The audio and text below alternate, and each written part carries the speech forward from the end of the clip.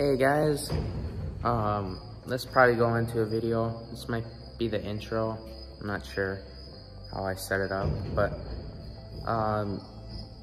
got a couple things to go over first, I think. But the first thing is that Weston might be editing the videos, or some of them anyways, starting pretty quick.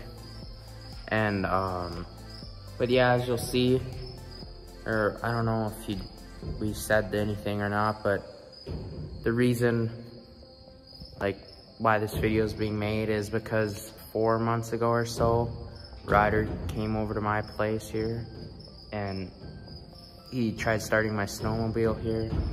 You can see right there.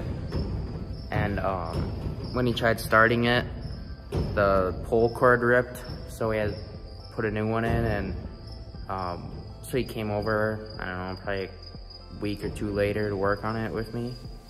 And we worked on it for a little bit, and then the spring that reels it back in, you know, the pull cord, it shot out and we couldn't get it back in, and he had to leave. And I tried like multiple times to try to get it in, like just myself, but it was kind of a pain and a lot easier with two people. So I kind of sat like that for like 2 or 3 months, pretty much the whole summer.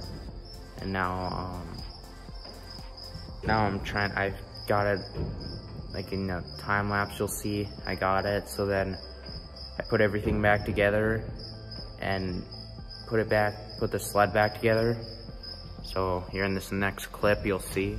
But yeah, I got the pipe back in. I mean, it looks kind of weird. I feel like there's something like right in there, but I don't know.